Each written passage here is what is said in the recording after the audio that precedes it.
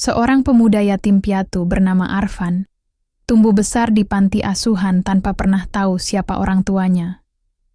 Tapi setelah dewasa, ia jatuh cinta dan menikahi seorang wanita tanpa pernah tahu bahwa wanita itu adalah ibu kandungnya sendiri.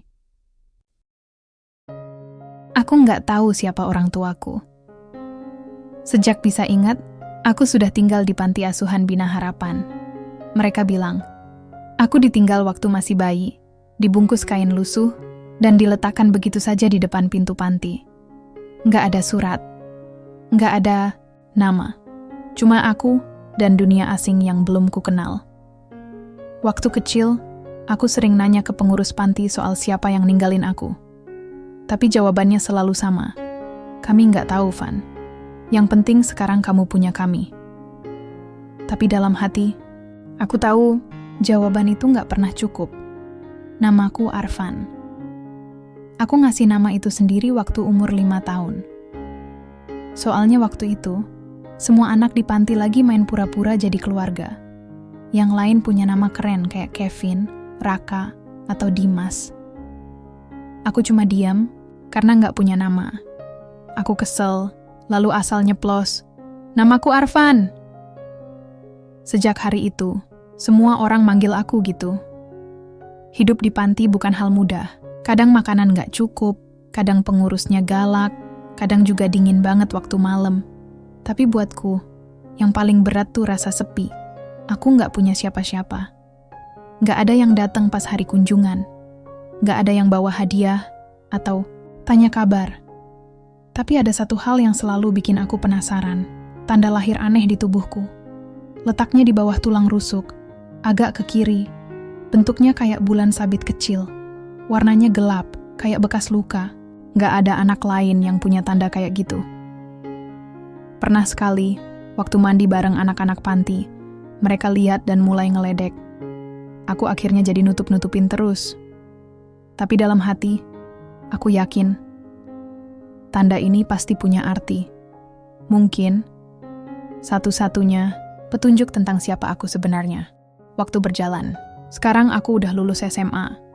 Aku kerja serabutan, kadang bantu tukang bangunan, kadang jaga toko. Yang penting halal dan bisa makan.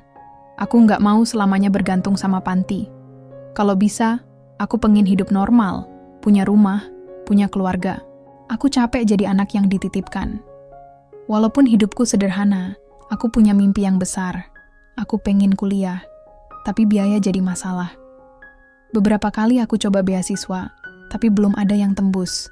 Aku sempat nyerah, tapi Bu Rani, kepala panti, selalu nyemangatin. "Arfan, kamu itu anak baik. Jangan nyerah. Siapa tahu Tuhan lagi siapin jalan yang lebih besar," katanya suatu malam waktu aku duduk di tangga belakang panti. Aku cuma bisa senyum tipis. Hati kecilku masih berharap. Suatu hari nanti, orang tuaku datang dan bilang, kalau semua ini cuma salah paham. Tapi makin dewasa, aku makin sadar, harapan kayak gitu cuma bikin aku capek sendiri. Suatu sore, waktu aku lagi bantu benerin genteng tetangga, aku lihat seorang wanita turun dari mobil hitam. Dia anggun, pakai dress sederhana tapi kelihatan elegan. Rambutnya panjang, matanya tajam tapi tenang. Senyumnya tipis, tapi hangat. Dia berdiri di depan rumah tua seberang jalan, rumah kosong, yang katanya lama nggak ditinggali siapa-siapa. Aku sempat berhenti kerja sebentar, ngeliatin dia dari atas genteng. Bukan karena dia cantik, tapi karena ada sesuatu yang aneh. Kayak, aku pernah lihat dia, entah di mana. Dia ngelihat ke arahku, dan aku buru-buru nurunin pandangan. Malu. Tapi saat itu, entah kenapa, hatiku deg-degan. Bukan karena jatuh cinta, aku bahkan belum pernah pacaran. Tapi lebih ke rasa penasaran yang dalam. Malamnya, aku iseng nanya ke Bu Rani, "Bu, rumah di seberang itu sekarang ditempatin orang ya?" Bu Rani angguk sambil melipat cucian. "Iya," katanya ibu janda yang baru pindah dari kota. Namanya Buliana. Kayaknya orang baik. Tadi siang sempat mampir ke sini, nyumbang baju sama makanan buat anak-anak. Dia tinggal sendirian? Kayaknya sih, tapi orangnya ramah. Kenapa, Van? Aku geleng. Enggak, cuman penasaran aja. Soalnya rumah itu udah lama kosong. Malam itu aku nggak bisa tidur. Entah kenapa, sosok wanita itu terus muncul di kepalaku. Buliana, nama yang sederhana, tapi ada rasa asing yang nggak bisa kujelaskan. Matanya, senyumnya, kayak pernah hadir di hidupku, walaupun cuma sebentar. Dan entah kenapa, ada rasa hangat tiap kali aku mengingat wajahnya. Tapi aku nggak tahu bahwa kehadirannya akan mengubah hidupku selamanya. Bahwa dia bukan cuma orang asing yang baru pindah, tapi seseorang yang terhubung sangat dalam denganku. Lebih dalam dari apapun yang pernah kupikirkan. Beberapa hari setelah Buliana pindah, suasana sekitar panti jadi sedikit berbeda. Anak-anak sering ngomongin dia, terutama anak perempuan yang suka main masak-masakan. Buliana cantik banget ya, kayak Ibu Peri. Ada juga yang nyeletuk, andai aja dia jadi ibu kita. Aku cuma senyum tiap kali dengar mereka ngomong gitu. Tapi dalam hati, aku ngerti banget perasaan mereka. Kami semua di sini tumbuh tanpa sosok ibu. Jadi begitu ada wanita yang punya aura, keibuan, otomatis bikin hati kami nempel. Sore itu, Buliana datang lagi ke panti. Kali ini bawa makanan, bolu coklat dan beberapa kotak nasi. Dia duduk di ruang tamu, ngobrol sama Bu Rani sambil sesekali melirik ke arah anak-anak yang main di halaman. Aku ngintip dari balik jendela. Bukan ngintip yang aneh-aneh ya. Aku cuma penasaran. Dan entah kenapa, ada rasa hangat tiap kali lihat dia senyum. Van, bantuin sini, angkatin kotak-kotaknya ke dapur. Suara Bu Rani bikin aku kaget. Iya, Bu. Aku jalan ke ruang tamu, dan untuk pertama kalinya berdiri tepat di depan Buliana. Jantungku berdebar, bukan karena gugup biasa, tapi ada sesuatu yang nggak bisa kujelasin. Ini Arvan, kata Bu Rani sambil nyengir. Anak paling rajin di panti ini. Aku cuma ngangguk senyum canggung.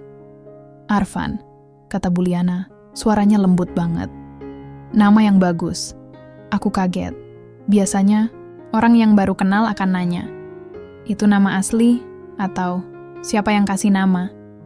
Tapi dia kayak langsung nerima aja. Terima kasih, Bu, jawabku pelan.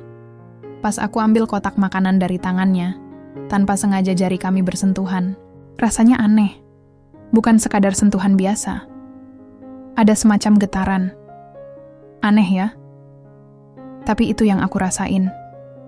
Buliana sempat menatap tanganku. Lama. Matanya kayak menyelidik. Tapi lalu dia cepat-cepat alihin pandangan dan tersenyum lagi. Beberapa hari kemudian, aku mulai sering bantu Buliana di rumahnya. Kadang motong rumput, kadang bersihin jendela, kadang sekadar benerin lampu. Awalnya aku nggak enak, tapi dia sendiri yang minta. Daripada kamu bengong di panti, sini bantuin saya. Saya bayar kok. Tentu aja aku mau. Bisa kerja, bisa dapet uang dan bisa ketemu dia.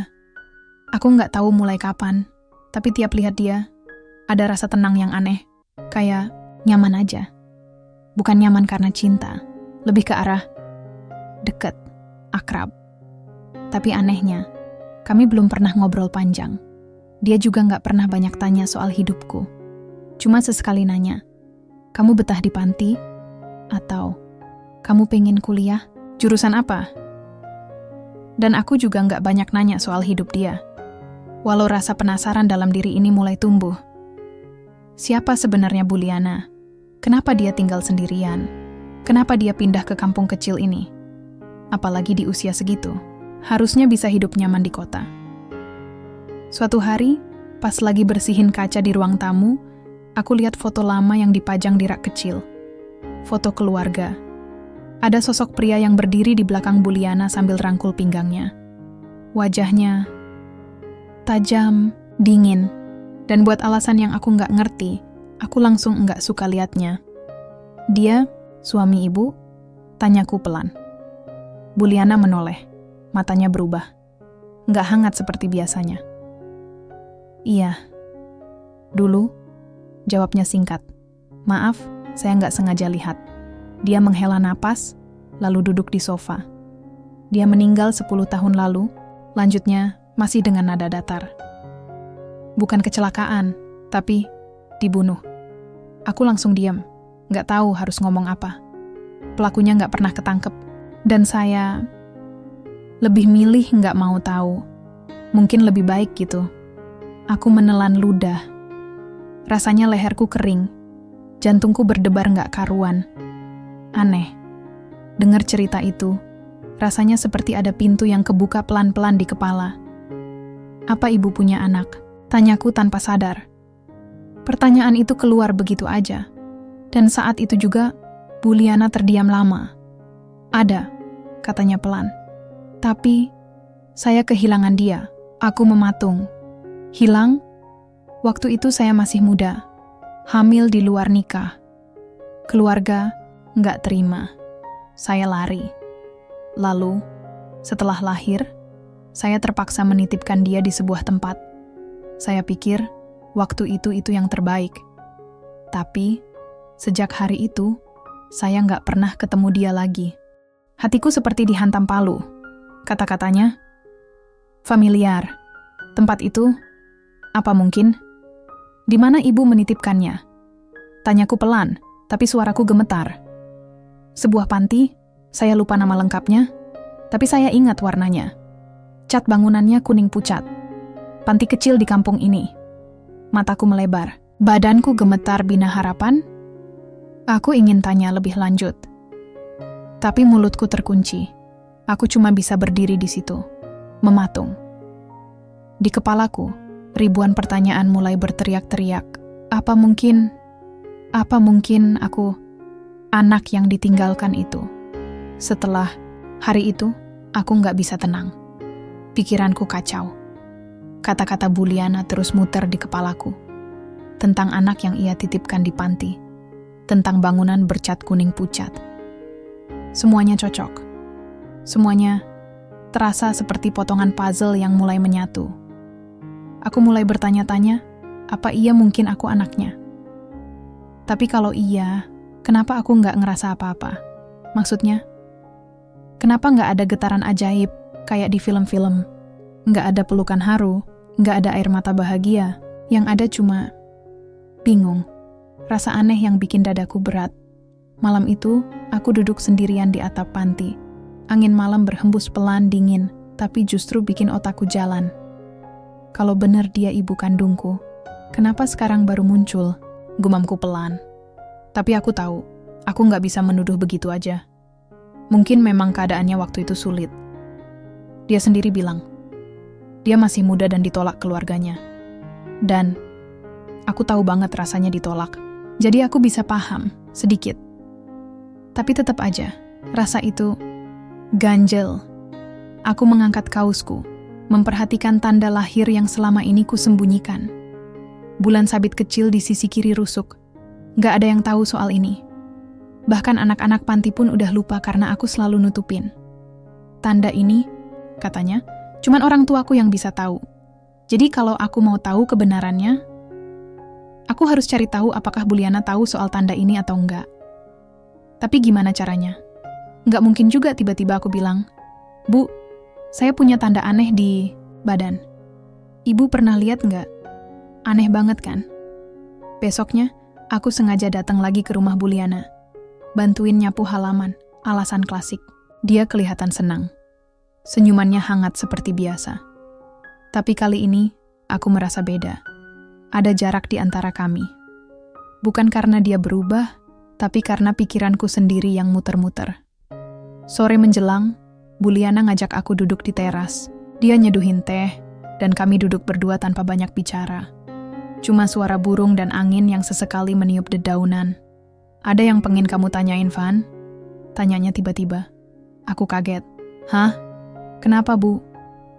Kamu kelihatan beda. Sejak kemarin. Aku tertawa kecil, gugup. Cuma kepikiran kerjaan aja, Bu. Dia mengangguk pelan, tapi aku tahu dia nggak percaya. Matanya masih menatapku lama. Dalam. Tiba-tiba dia narik napas panjang. Van, boleh saya nanya sesuatu juga? Silakan. Kamu punya Tanda lahir? Deg tubuhku kaku. Otakku kayak berhenti bekerja. Apa maksudnya, Bu? Tanyaku. Berusaha santai, dia ragu-ragu. Tapi akhirnya bicara juga. Waktu anak saya lahir, dia punya tanda lahir, bentuknya kayak bulan sabit. Di bawah rusuk kiri. Saya ingat banget, karena saya sempat takut itu luka. Tapi ternyata bukan. Napas, saya berhenti. Jantung rasanya mau copot. Aku langsung berdiri. Bukan karena marah, tapi karena panik. Bu Liana ikut berdiri. Wajahnya cemas. Kamu kenapa, Van? Aku nggak jawab. Aku mundur 2 langkah. Duniaku seperti runtuh pelan-pelan. Apa yang selama ini aku curigai, ternyata benar. Dia, ibu kandungku. Aku pulang ke panti. Malam itu tanpa banyak bicara. Aku cuma bilang ke Bu Rani kalau aku pusing. Dan ya, aku memang pusing. Bukan cuma kepala, tapi hati juga. Campur aduk semua rasanya. Kalau dia ibu kandungku, berarti semua waktu yang kami habiskan, semua obrolan hangat, semua senyum, bukan karena dia tertarik sebagai wanita pada pria muda, tapi mungkin karena dia ngerasa ada sesuatu dalam diriku. Sesuatu yang familiar. Tapi yang bikin aku tambah takut adalah perasaan yang sempat tumbuh dalam diriku selama ini. Aku suka dia, sempat kagum, sempat nyaman, dan itu menjijikkan. Aku duduk di lantai kamar, punggung menyandar di tembok. Malam makin larut, tapi aku nggak bisa tidur. Aku cuma bisa berpikir, apa yang harus aku lakukan sekarang? Karena ini bukan cuma tentang masa lalu, tapi juga tentang siapa aku dan siapa dia dalam hidupku. Sejak tahu Bu Liana adalah ibu kandungku, semuanya terasa aneh. Kayak ada tembok besar yang tiba-tiba muncul di tengah jalan hidupku. Aku nggak tahu harus ngapain. Mau ngomong, takut. Mau diam, makin sakit. Aku mulai jaga jarak dari Bu Liana. Nggak datang ke rumahnya lagi. Nggak jawab pesan-pesannya. Aku bahkan pura-pura sibuk bantuin Bu Rani di panti tiap kali dia tanya, Van, kamu nggak ke rumah Bu Liana? Lagi capek, Bu. Jawabku singkat. Padahal yang capek itu hatiku. Beberapa hari kemudian Bu Liana datang ke panti. Anak-anak langsung nyamperin dia, teriak-teriak senang. Tapi aku sembunyi di belakang dapur. Aku ngintip dari sela jendela, dan pas mataku ketemu matanya, dia tahu aku di situ. Arvan, panggilnya pelan. Aku nggak bisa lari, kaki rasanya berat. Kenapa kamu jauhin ibu? Tanyanya begitu kami berdua udah duduk di ayunan belakang panti. Aku menghela napas panjang. Saya bukan jauhin, saya cuma bingung. Karena kamu tahu, aku menunduk. Diam. Maaf, Van. Saya nggak bermaksud bikin kamu kaget. Tapi waktu lihat kamu pertama kali, saya ngerasa aneh. Ada sesuatu dalam dirimu yang bikin hati saya nggak tenang. Dan setelah tahu namamu, saya mulai yakin. Apalagi waktu lihat cara kamu senyum, kamu mirip ayahmu. Aku mendongak. Jantungku nyeri waktu dengar nama itu. Ayah. Tapi, siapa ayahku? Yang katanya meninggal dibunuh, aku langsung berdiri. Ibu yakin itu saya? Dia ikut berdiri, pelan. Tanda lahirmu, Van. Itu jawaban yang Tuhan kasih. Saya nggak mungkin salah. Kenapa ibu baru cari saya sekarang? Suaraku meninggi. Aku tahu aku kasar, tapi aku udah terlalu lama nahan semuanya. Saya cari kamu sejak lama, Van. Tapi nggak ada jejak.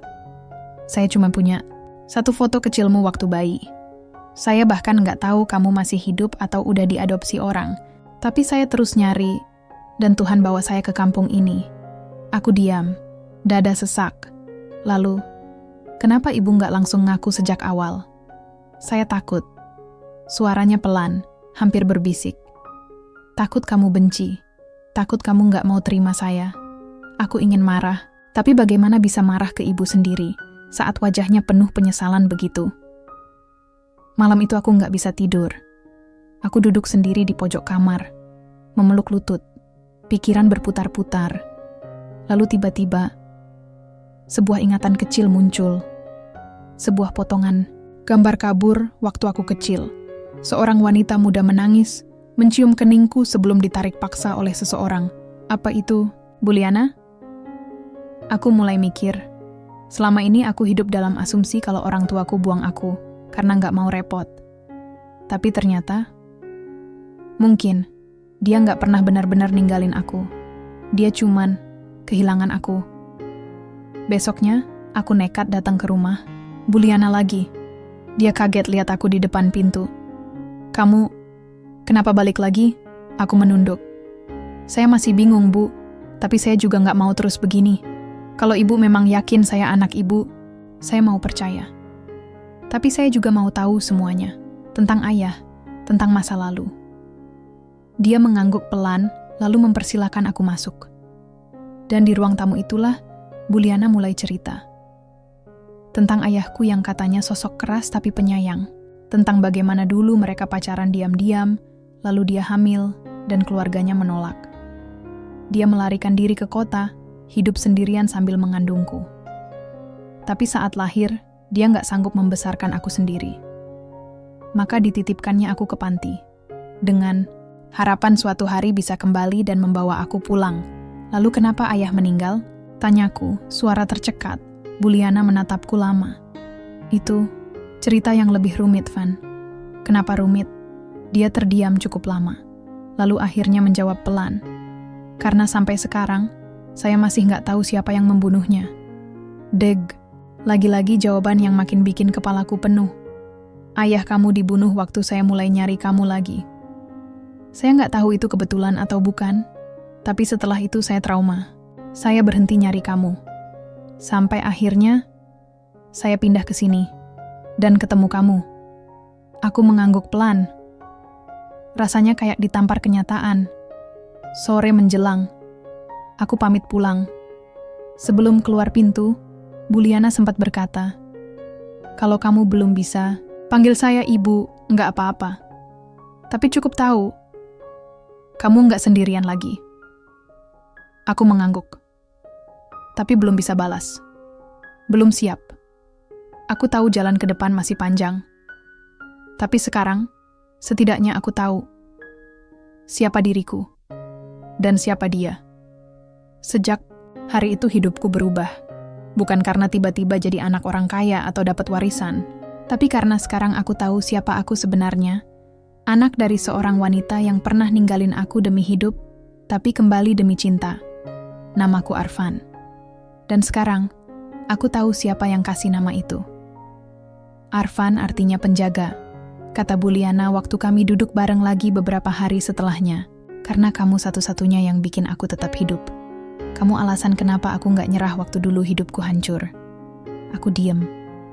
Bukan karena nggak terharu, tapi karena aku belum bisa terima sepenuhnya. Rasanya kayak disuruh percaya sama orang asing yang tiba-tiba ngaku aku ibu kamu. Padahal bukan salahnya juga. Tapi, luka di hati ini udah lama ngendap. Rasanya susah buat langsung sembuh.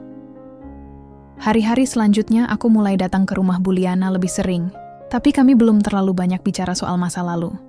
Dia juga nggak maksa. Dia lebih sering masakin makanan kesukaanku. Anehnya, selalu pas sama seleraku. Kadang aku mikir, apa ini naluri ibu dan anak? Tapi, ada hal lain yang lebih susah buat aku hadapi. Rasa. Rasa yang sempat tumbuh sebelum aku tahu dia adalah ibuku. Iya. Rasa kagum. Rasa nyaman. Rasa suka. Itu yang paling nyakitin. Aku sering nyalahin diri sendiri karena dulu sempat berharap sesuatu dari dia.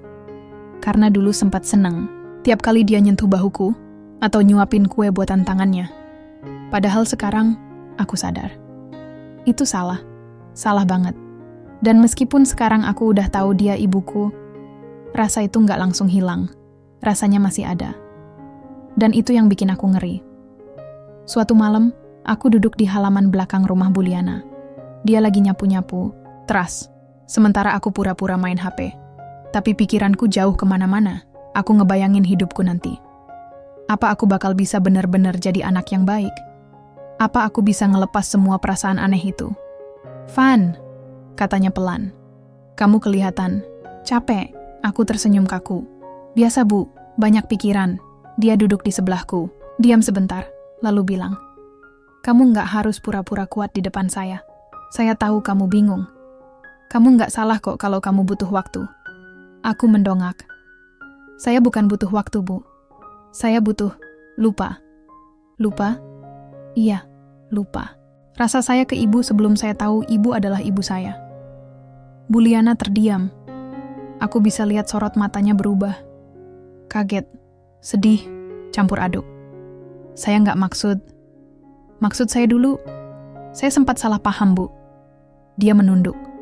Saya juga sempat merasa kamu lebih dari sekadar anak panti yang saya bantu. Sunyi menggelayut di antara kami. Berat. Ganjil. Jadi, kita sama-sama salah, kataku akhirnya. Dia mengangguk pelan. Tapi sekarang kita tahu, dan itu cukup. Aku tersenyum tipis. Iya, tapi rasa itu masih ada, Bu. Saya nggak tahu gimana cara ngilanginnya. Dia menatapku lama.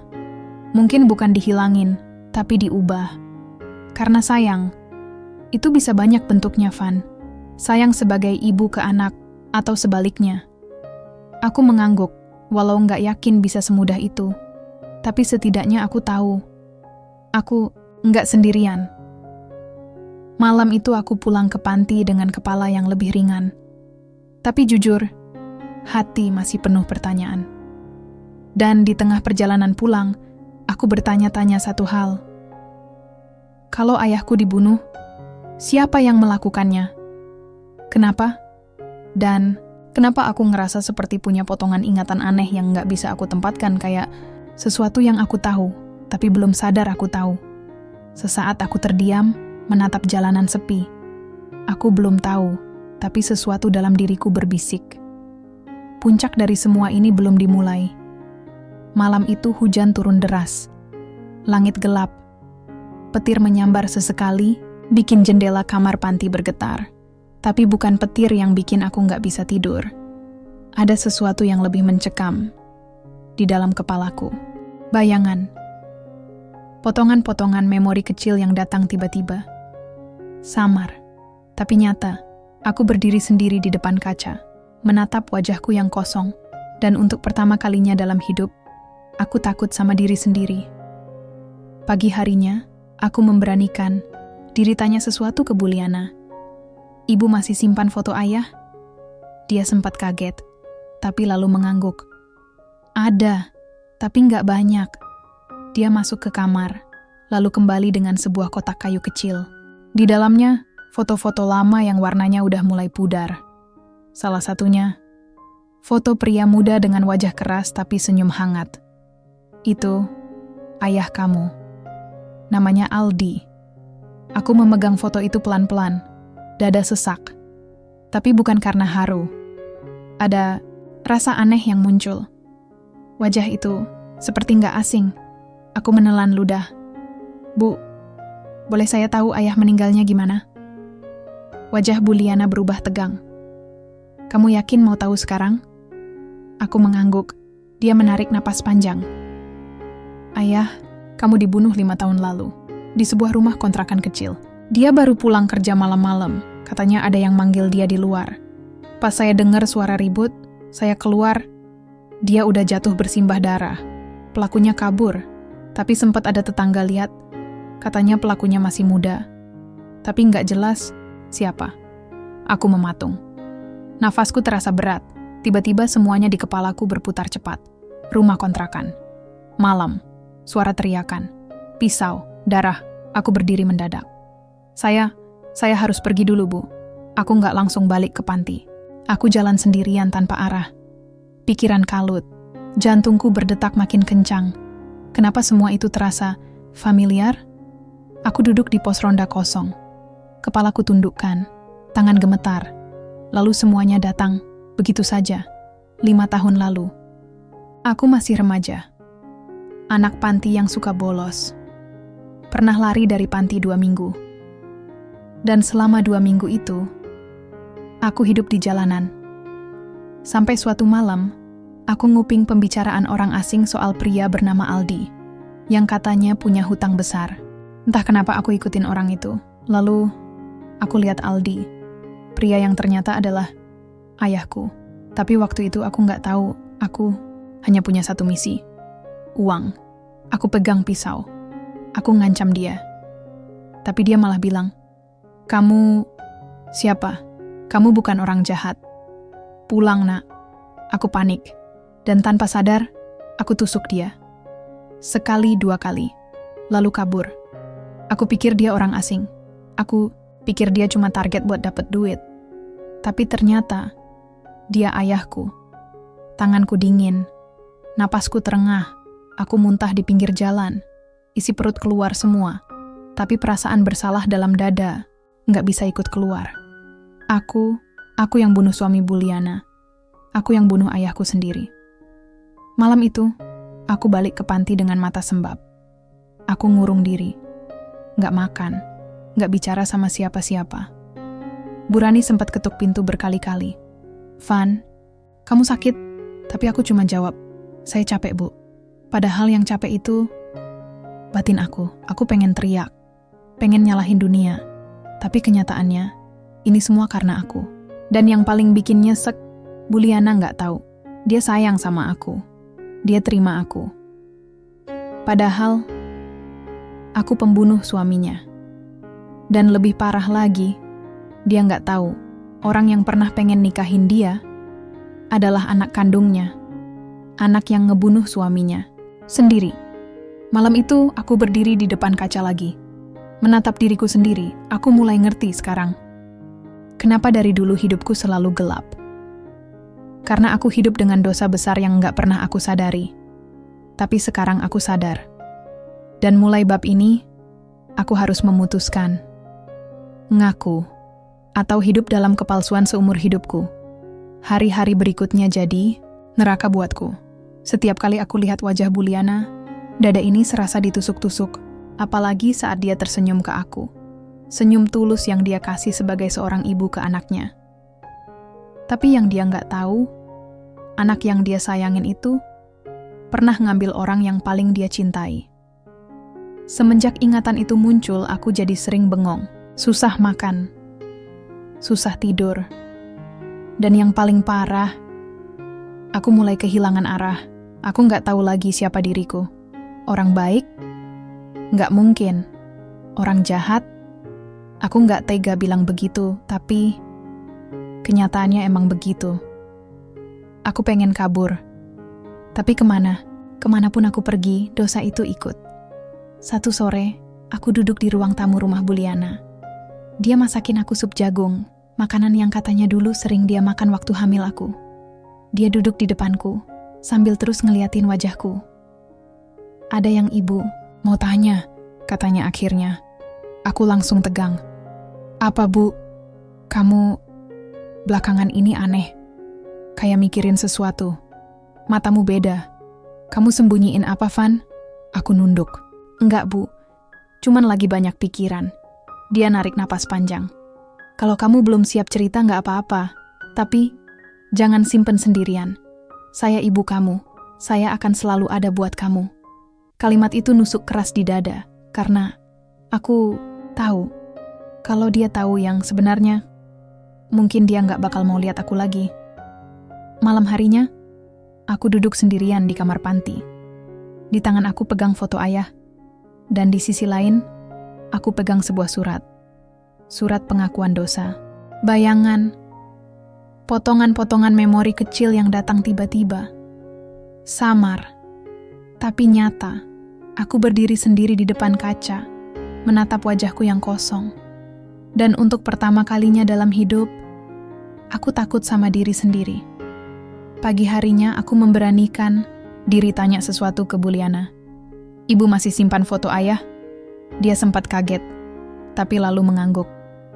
"Ada, tapi nggak banyak."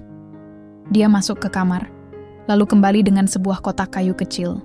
Di dalamnya, foto-foto lama yang warnanya udah mulai pudar. Salah satunya, foto pria muda dengan wajah keras tapi senyum hangat. Itu ayah kamu, namanya Aldi. Aku memegang foto itu pelan-pelan, dada sesak. tapi bukan karena haru. Ada rasa aneh yang muncul. Wajah itu seperti nggak asing. Aku menelan ludah. Bu, boleh saya tahu ayah meninggalnya gimana? Wajah Bu Liana berubah tegang. Kamu yakin mau tahu sekarang? Aku mengangguk. Dia menarik napas panjang. Ayah, kamu dibunuh 5 tahun lalu di sebuah rumah kontrakan kecil.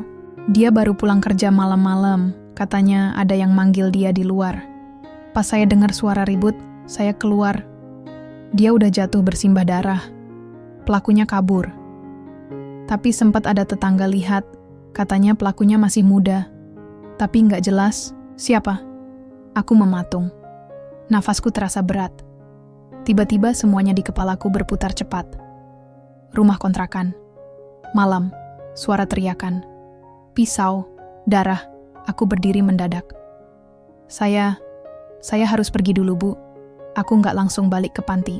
Aku jalan sendirian tanpa arah. Pikiran kalut. Jantungku berdetak makin kencang. Kenapa semua itu terasa familiar? Aku duduk di pos ronda kosong. Kepalaku tundukkan. Tangan gemetar. Lalu semuanya datang. Begitu saja. 5 tahun lalu. Aku masih remaja. Anak panti yang suka bolos. Pernah lari dari panti 2 minggu. Dan selama 2 minggu itu, aku hidup di jalanan. Sampai suatu malam, aku nguping pembicaraan orang asing soal pria bernama Aldi yang katanya punya hutang besar. Entah kenapa, aku ikutin orang itu. Lalu, aku lihat Aldi, pria yang ternyata adalah ayahku. Tapi waktu itu, aku nggak tahu. Aku hanya punya satu misi. Uang. Aku pegang pisau. Aku ngancam dia. Tapi dia malah bilang, "Kamu siapa? Kamu bukan orang jahat. Pulang, Nak." Aku panik. Dan tanpa sadar, aku tusuk dia. Sekali 2 kali, lalu kabur. Aku pikir dia orang asing. Aku pikir dia cuma target buat dapet duit. Tapi ternyata, dia ayahku. Tanganku dingin. Napasku terengah. Aku muntah di pinggir jalan. Isi perut keluar semua, tapi perasaan bersalah dalam dada. Nggak bisa ikut keluar. Aku yang bunuh suami Bu Liana. Aku yang bunuh ayahku sendiri. Malam itu, aku balik ke panti dengan mata sembab. Aku ngurung diri. Nggak makan. Nggak bicara sama siapa-siapa. Bu Rani sempat ketuk pintu berkali-kali. "Van, kamu sakit?" Tapi aku cuma jawab, "Saya capek, Bu." Padahal yang capek itu batin aku. Aku pengen teriak, pengen nyalahin dunia. Tapi kenyataannya, ini semua karena aku. Dan yang paling bikin nyesek, Bu Liana nggak tahu. Dia sayang sama aku. Dia terima aku. Padahal, aku pembunuh suaminya. Dan lebih parah lagi, dia nggak tahu orang yang pernah pengen nikahin dia adalah anak kandungnya. Anak yang ngebunuh suaminya. Sendiri. Malam itu aku berdiri di depan kaca lagi. Menatap diriku sendiri. Aku mulai ngerti sekarang kenapa dari dulu hidupku selalu gelap. Karena aku hidup dengan dosa besar yang nggak pernah aku sadari. Tapi sekarang aku sadar. Dan mulai bab ini, aku harus memutuskan, ngaku, atau hidup dalam kepalsuan seumur hidupku. Hari-hari berikutnya jadi neraka buatku. Setiap kali aku lihat wajah Bu Liana, dada ini serasa ditusuk-tusuk. Apalagi saat dia tersenyum ke aku. Senyum tulus yang dia kasih sebagai seorang ibu ke anaknya. Tapi yang dia nggak tahu, anak yang dia sayangin itu pernah ngambil orang yang paling dia cintai. Semenjak ingatan itu muncul, aku jadi sering bengong. Susah makan, susah tidur. Dan yang paling parah, aku mulai kehilangan arah. Aku nggak tahu lagi siapa diriku. Orang baik? Nggak mungkin, orang jahat? Aku nggak tega bilang begitu, tapi kenyataannya emang begitu. Aku pengen kabur. Tapi kemana? Kemanapun aku pergi, dosa itu ikut. Satu sore, aku duduk di ruang tamu rumah Bu Liana. Dia masakin aku sup jagung, makanan yang katanya dulu sering dia makan waktu hamil aku. Dia duduk di depanku, sambil terus ngeliatin wajahku. "Ada yang ibu mau tanya?" katanya akhirnya. Aku langsung tegang. "Apa, Bu? Kamu belakangan ini aneh. kayak mikirin sesuatu. Matamu beda. Kamu sembunyiin apa, Van? Aku nunduk. Enggak, Bu. Cuman lagi banyak pikiran. Dia narik napas panjang. Kalau kamu belum siap cerita, nggak apa-apa. Tapi, jangan simpen sendirian. Saya ibu kamu. Saya akan selalu ada buat kamu. Kalimat itu nusuk keras di dada. Karena aku tahu, kalau dia tahu yang sebenarnya, mungkin dia nggak bakal mau lihat aku lagi. Malam harinya, aku duduk sendirian di kamar panti. Di tangan aku pegang foto ayah. Dan di sisi lain, aku pegang sebuah surat. Surat pengakuan dosa. Ayah, aku bisik pelan, suara tercekat. Maaf, aku baru tahu sekarang. Dan aku nggak bisa tarik semuanya. Tapi aku janji, aku akan hidup lebih baik. Aku akan jagain ibu. Aku akan jadi manusia yang ayah banggakan. Kalau aja ayah masih hidup. Air mataku netes satu-satu. Tapi kali ini bukan karena takut. Tapi karena aku ngerasa aku akhirnya bisa berdamai. Hari-hariku mulai lebih tenang. Aku kerja serabutan bantu-bantu di toko alat tulis. Gajinya nggak seberapa, tapi cukup buat bantu bayar listrik dan beli bahan makanan. Bu Liana, dia mulai senyum lagi. Senyum yang dulu cuma muncul sekilas. Sekarang mulai sering kulihat tiap pagi. Kadang-kadang kami duduk bareng di teras, minum teh, ngobrol soal hal-hal kecil.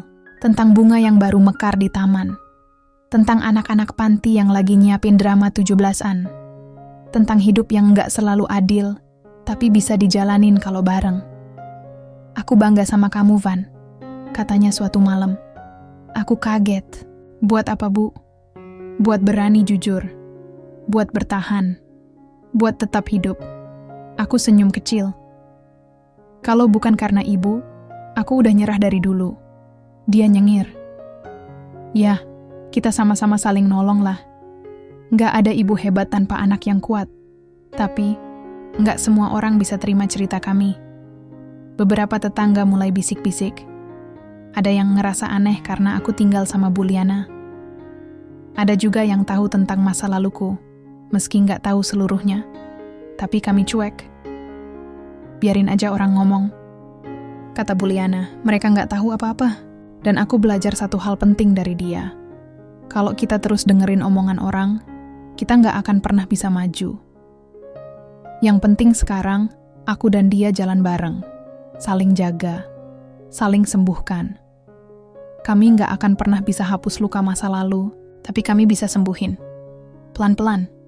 Hari demi hari. Waktu terus jalan. Bulan berganti. Aku makin terbiasa dengan rutinitas baru. Pagi bantu jaga toko, siang kadang bantu anak-anak panti bikin PR, malam duduk di teras sama Bu Liana sambil ngobrol ngalor ngidul. Hidupku nggak mewah, nggak juga sempurna. Tapi setidaknya sekarang aku tahu rasanya punya rumah. Tapi satu hal yang belum sepenuhnya pulih adalah hatiku. Luka masa lalu masih suka muncul, terutama kalau aku sendirian. Dan dari semua luka itu, yang paling bikin aku ngeri adalah satu hal. Bisakah aku mencintai lagi? Bukan cinta yang salah, bukan cinta yang tanpa tahu siapa dia sebenarnya. Tapi cinta yang nyata. Tulus dan sehat. Hari itu, aku bantu jagain toko Bu Sari, ibu pemilik warung kelontong di ujung gang. Dia minta tolong karena lagi sakit, dan kebetulan tokonya rame banget pas tanggal muda. Van, tolong catat barang-barang di rak belakang ya, biar nanti gampang pas restock, katanya sambil duduk lemas di kursi. Oke Bu, jawabku. Pas aku lagi nyusun dus air mineral, tiba-tiba ada suara cewek dari belakang. Permisi. Aku nengok. Cewek itu berdiri di pintu, senyum ramah, sambil bawa tas belanja kain. Mukanya bersih, pakai jilbab warna krem, dan matanya tenang banget. Aku mau ambil pesanan minyak goreng. Nama pemesan, Nisa, katanya pelan. Oh, iya, tunggu sebentar. Aku langsung nyari ke belakang. Dan selama nyari itu, entah kenapa, wajah dia kebayang terus di kepala. Nggak tahu kenapa, rasanya beda aja. Setelah dia pergi, Bu Sari nyeletuk, itu Nisa, keponakan aku, Baru pindah ke sini ngajar di SD dekat panti. Aku cuma angguk. Tapi di dalam hati, ada rasa yang nggak bisa dijelasin. Tenang, tapi juga bikin gugup. Seminggu kemudian, aku ketemu dia lagi. Kali ini di masjid waktu salat maghrib. Dia duduk di saf perempuan, tapi karena masjidnya kecil, aku bisa lihat jelas. Dia bawa Al-Quran kecil, dan khusyuk banget ngaji setelah salat. Aku ngerasa kotor sendiri. Aku yang penuh dosa, bisa-bisanya kagum sama perempuan sebaik itu. Tapi perasaan itu tumbuh pelan-pelan, tanpa aku paksa. Setiap kali ketemu Nisa, entah di masjid, di warung, atau kadang lewat depan rumah Buliana, aku ngerasa tenang. Beda sama yang dulu, bukan nafsu, bukan karena kosong, tapi karena rasa ingin kenal lebih jauh, secara hati. Satu sore, aku cerita ke Buliana, "Bu, aku suka sama seseorang." Dia langsung noleh. "Siapa?" "Namanya Nisa. Guru SD, keponakannya Bu Sari." Reaksi dia nggak marah, nggak juga kaget. Dia senyum kecil. "Kamu yakin?" Aku angguk pelan. Aku nggak tahu harus gimana, tapi aku pengen coba. Pelan-pelan aja. Kalau dia nggak suka ya nggak apa-apa. Tapi aku ngerasa, mungkin ini kesempatan buat aku mulai dari awal. Dia pegang tanganku. "Aku dukung. Asal kamu yakin, kamu udah berdamai dengan dirimu sendiri. Karena hubungan yang sehat cuma bisa dibangun sama orang yang udah selesai dengan masa lalunya." Aku diem. Lama. Tapi akhirnya aku jawab, "Aku belum selesai sepenuhnya. Tapi aku lagi usaha ke sana." Beberapa hari kemudian, aku ketemu Nisa lagi. Kali ini aku beranikan diri nyapa lebih dulu. "Hai. Masih ingat aku?" Dia senyum. "Iya, Arfan kan? Yang bantu di toko Bu Sari?" Aku angguk. "Iya. Aku cuma mau bilang, senang bisa kenal sama kamu." Dia ketawa pelan. "Kamu ngomongnya formal banget, kayak daftar kerja." Kami ketawa bareng. Dan sejak hari itu, kami mulai sering ngobrol. Lewat lambat. Tapi aku tahu, sesuatu sedang tumbuh di antara kami. Dan kali ini, aku nggak takut lagi. Karena aku tahu aku nggak sendiri. Aku punya masa lalu, iya. Tapi sekarang, aku juga punya harapan. Dan mungkin, cinta yang sesungguhnya. Perasaan suka sama Nisa itu, pelan, tapi dalam. Nggak kayak cinta pertama yang bikin deg-degan tiap 5 menit. Atau kayak obsesi kayak waktu aku dulu belum tahu siapa Buliana.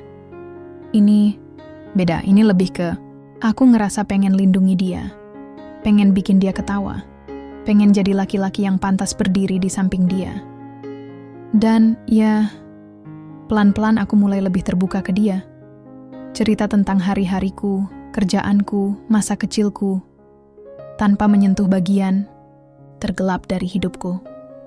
Sampai satu hari, semuanya pecah. Pagi itu aku bantu-bantu Buliana bersihin rak buku lama di ruang tengah. Nggak sengaja aku nemuin album foto Usang. Dia cuma ngelirik sekilas, lalu balik ngelap meja. Tapi aku buka juga, karena penasaran. Ada foto dia sama ayah. Masih muda, masih lengkap. Di satu halaman, ada surat kabar tua yang dilipet-lipet. Isinya, berita tentang kematian ayahku. Judulnya besar. Pengusaha muda tewas ditusuk remaja tak dikenal. Dan entah kenapa, saat aku buka halaman itu, Nisa muncul di depan pintu. Dia lihat aku, lihat koran itu, lihat Buliana yang langsung panik berdiri. "Ada apa?" tanya Nisa, bingung. Aku refleks nutup album itu, tapi udah terlambat. Wajahnya berubah. "Nisa," kataku pelan. "Ini bukan kayak yang kamu pikirin." Tapi dia tetap ngeliat aku.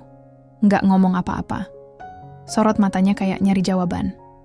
Dan aku tahu, aku nggak bisa lari. Akhirnya aku buka mulut. Dan aku ceritain semuanya tentang aku yang dulu tinggal di panti. Tentang pelarianku. Tentang pertemuan dengan ayah tanpa tahu siapa dia sebenarnya. Tentang kemarahan, pertengkaran, dan pisau itu. Dan tentang kenyataan kalau aku anak kandung Buliana. Waktu aku selesai ngomong, Nisa diam. lama. Matanya merah, tangannya. Ina gemetar. Jadi kamu bunuh suaminya Buliana? Ayah kamu sendiri? Aku angguk. Perlahan. Berat banget. Napasnya satu-satu. Dan kamu pernah pengen nikahin dia sebelum tahu dia ibu kandungmu? Lagi-lagi aku cuma bisa angguk. Rasanya pengen kabur. Tapi aku tahu, aku harus berdiri dan hadapi semuanya. Lagi Nisa pergi hari itu. Nggak marah, nggak teriak, tapi ekspresinya cukup jelas. Kecewa, shock, bingung. Aku duduk di teras sampai malam. Nggak makan, nggak minum. Buliana cuma bisa duduk di sebelahku, megang tanganku. Kalau dia pergi, nggak apa-apa, kataku pelan. Aku nggak bisa maksa dia terima semua ini. Tapi kamu udah jujur, jawab ibu. Itu yang penting. Tapi jujur nggak cukup buat bikin orang tetap tinggal. Bu! Dan malam itu, aku tidur dengan pikiran yang lebih berat dari biasanya. 3 hari kemudian, Nisa datang. Aku pikir dia cuma lewat. Tapi dia berhenti di depan pagar. Aku keluar pelan, nggak berani harap apa-apa. Arfan, katanya, boleh ngomong? Kami duduk di bangku panjang bawah pohon mangga. Dia nggak langsung bicara. Dia cuma ngeliat langit sore yang mulai oranye. Aku 3 hari ini mikir terus, katanya akhirnya. Aku bahkan ngerasa kayak baca novel, bukan denger kisah nyata. Aku senyum tipis, pahit. Aku juga sering ngerasa gitu. Tapi aku juga tahu, semua orang punya masa lalu, punya sisi gelap. Dan kamu ngadepin itu sendirian sejak kecil. Aku noleh. Jadi, kamu masih bisa terima aku? Dia tarik napas panjang. Aku nggak janji semuanya bakal mudah, tapi aku mau kenal kamu lebih jauh. Mau tahu Arfan yang sekarang, yang belajar dari masa lalu. Bukan Arfan yang dulu. Aku bengong, tapi air mataku langsung netes. Terima kasih, bisikku. Dan di saat itu, aku tahu Tuhan masih ngasih aku kesempatan. Bukan buat ngulang masa lalu, tapi buat bangun masa depan. Hubungan aku sama Nisa mulai pelan-pelan membaik. Nggak langsung romantis kayak di sinetron sih, tapi ada rasa tenang di antara kami.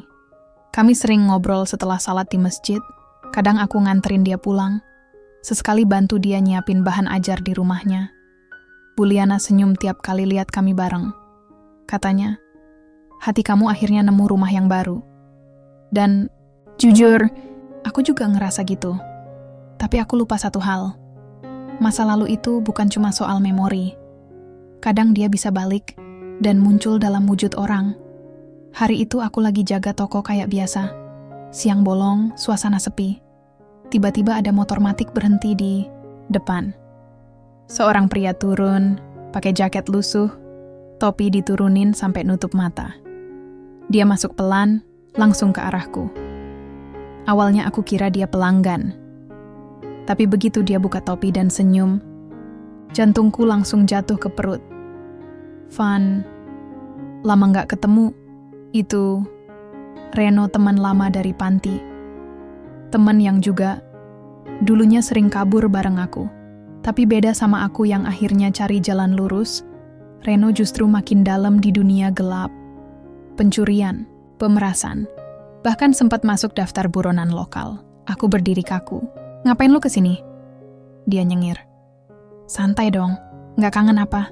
Dulu kita bareng terus, inget? Aku nggak jawab. Aku tahu banget, Reno nggak pernah datang cuma buat nostalgia. Gue denger-dengar lo udah berubah, ya? Katanya lagi. Udah jadi cowok alim, deket sama anak ustazah pula. Wah, keren. Aku merem sebentar. Kalau mau ganggu hidup gue, mending cabut sekarang sebelum gue ribut sama warga sini. Dia ketawa. Keras. Tenang, tenang. Gue cuma pengen balas budi. Mataku sempit. Budi apa? Lo lupa siapa yang nutupin lo waktu dulu nusuk orang tua lo? Gue yang bohong ke polisi. Gue yang bersihin jejak lo. Dan lo kabur. Tinggalin gue sendirian. Deg, aku lupa. Atau mungkin sengaja ngelupain. Tapi iya. Waktu kejadian itu, Reno yang bantu aku kabur. Dia yang bantu ilangin barang bukti. Tapi aku nggak tahu dia kena getahnya juga. Jadi sekarang lo mau apa? Tanyaku pelan. Dia mendekat, bisik, gue cuma mau jatah kecil. Duit. Atau, gue bisik-bisik ke orang-orang tentang masa lalu lo. Termasuk ke cewek cantik itu. Tanganku mengepal. Tapi aku tahan. Aku udah cerita semua ke dia. Jawabku tenang. Lo nggak punya pegangan apa-apa. Dia diem. Lalu dia ketawa miring. Oke, kita lihat aja nanti. Dia pergi, ninggalin bau bensin dan ancaman yang menggantung di udara. Malamnya aku duduk sama Buliana dan cerita semuanya. Soal Reno, soal ancamannya, soal ketakutanku kalau hidup tenang ini bakal dirusak lagi. Buliana nggak kaget. Dia malah nyuruh aku tetap tenang. Kalau kamu ngadepin ini dengan emosi, kamu kembali jadi Arfan yang dulu. Tapi kalau kamu hadapi dengan kepala dingin, kamu bisa buktiin kamu udah berubah. Aku diam. Dan entah kenapa, kata-kata itu masuk. Besoknya aku mutusin ketemu Reno lagi. Tapi bukan buat kasih duit. Aku ajak dia ngobrol di masjid, tempat yang paling dia benci. Aku sengaja, biar dia tahu, aku udah beda. Gue nggak takut sama lo, Ren, kataku di depan pintu masjid. Dia ketawa sinis. Ya lo pinter ngomong sekarang ya. Aku nggak mau bayar masa laluku dengan ketakutan. Kalau lo mau nyebarin cerita gue, silakan. Tapi lo juga punya rekam jejak yang kotor. Lo pikir warga sini bakal lebih percaya siapa? Dia mulai geram. Tapi aku tetap tenang. Gue maafin lo, Ren. Tapi kalau lo ganggu hidup gue dan orang-orang yang gue sayang, gue akan lapor polisi. Dan kali ini, nggak ada yang nutupin lo. Dia diam, pandangannya tajam. Tapi aku udah siap. Setelah beberapa detik yang panjang, dia ngeludah ke tanah, lalu pergi tanpa sepatah kata. Dan saat itu aku tahu, satu bayangan dari masa lalu akhirnya pergi. Waktu aku cerita semua ke Nisa malam itu, dia cuma senyum kecil. Orang yang berani hadapi masa lalunya, layak dapat masa depan yang baru. Aku narik napas panjang. Kamu nggak takut? Dia nyengir. Sedikit, tapi aku percaya kamu. Dan mungkin itu yang paling aku butuhkan selama ini. Seseorang yang percaya. Aku berdiri di halaman rumah Buliana, pakai kemeja putih dan celana bahan abu-abu. Bukan acara formal. Tapi tetap, hari ini aku deg-degan setengah mati. Hari ini, aku mau ngelamar Nisa Debuat sederhana. Nggak pakai bunga mewah, nggak pakai acara ribet. Cuman aku, dia, dan keluarga terdekat. Tapi buatku, ini adalah langkah paling besar yang pernah aku ambil dalam hidup. Buliana nyiapin teh dan kue kecil. Dia lebih tenang dari aku, padahal ini anaknya yang mau aku lamar. Tapi dari senyumnya, aku tahu dia bahagia. Tenang aja, Van, katanya sambil ngelap tangan di celemek. Nisa tuh anaknya kalem, tapi kalau udah yakin sama sesuatu, dia nggak akan goyah. Aku tarik napas panjang. Aku cuma takut, aku nggak cukup layak. Semua orang punya masa lalu. Jawabnya pelan. Yang penting, kamu belajar darinya. Kamu bukan lagi anak yang dulu, Van. Kamu laki-laki baik sekarang. Dan itu cukup. Nisa datang setengah jam kemudian. Pakai gamis hijau toska, kerudungnya senada. Cantik. Tapi yang paling nyentuh, tatapannya. Hangat. Gak ada keraguan di situ. Aku duduk di depannya. Tangan sedikit gemetar. Tapi aku lawan rasa itu. Nisa, aku gak punya banyak. Aku bukan orang sempurna. Masa laluku penuh luka. Dan kamu tahu semuanya. Tapi hari ini, aku pengen melangkah bareng kamu. Gak janji selalu mudah. Tapi aku janji selalu berusaha. Maukah kamu jadi istriku? Nisa senyum. Matanya berkaca-kaca. Iya, Van. Aku mau. Dan detik itu juga, dunia kayak berhenti sebentar. Hanya ada aku dan dia. Dua orang dengan luka masing-masing, yang saling menyembuhkan. Malamnya, Buliana manggil aku ke dapur. Nadanya serius, tapi tetap lembut. Van, Ada satu hal yang belum pernah aku ceritain, katanya pelan. Sebelum kamu benar-benar mulai hidup baru, kamu harus tahu semuanya. Aku duduk, siap, walau jantungku mulai berdetak cepat. Malam waktu kejadian itu, kamu bukan satu-satunya saksi. Aku ada di sana juga. Aku datang terlambat. Aku lihat kamu lari. Dan aku lihat suamiku rebah, bersimbah darah. Aku menunduk. Perasaan bersalah itu balik lagi, menekan dadaku. Tapi bukan kamu yang nusuk dia. Aku langsung noleh. Apa? Waktu itu, aku dengar suara cekcok kalian. Tapi ketika aku masuk, ada orang lain juga di sana. Siapa? Reno. Dek, dia yang nusuk suamiku. Kamu cuman dorong dia. Tapi Reno datang dari belakang dan, ya, aku nggak bisa ngomong. Antara shock, bingung, dan lega campur aduk. Kenapa baru cerita sekarang, Bu? Karena aku nggak siap kehilangan kamu 2 kali. Dulu kamu hilang dari hidupku. Kalau waktu itu aku bilang ke polisi, kamu pasti diinterogasi, mungkin di penjara. Aku pilih diam. Dan sekarang, kamu udah lebih kuat. Kamu harus tahu kebenaran. Air mataku netes. Bertahun-tahun aku hidup dalam rasa bersalah, mikir aku pembunuh. Tapi ternyata, aku bukan pelakunya. Aku cuma anak yang terlalu muda untuk ngerti semuanya. Bu, bisiku. Aku minta maaf. Bu Liana rangkul aku. Kamu udah cukup minta maaf ke dirimu sendiri, Van. Sekarang, waktunya kamu maafin diri kamu. 3 bulan kemudian, aku dan Nisa resmi menikah. Bukan pesta mewah, tapi penuh haru. Bu Liana duduk di deretan depan, matanya basah tapi senyumnya lebar. Waktu ijab kabul selesai, dan aku menatap Nisa di pelaminan. Aku tahu, aku bukan anak yatim piatu lagi. Aku bukan anak panti tanpa nama. Aku adalah Arvan. Seorang suami, seorang anak, seorang pria yang akhirnya pulang ke rumah.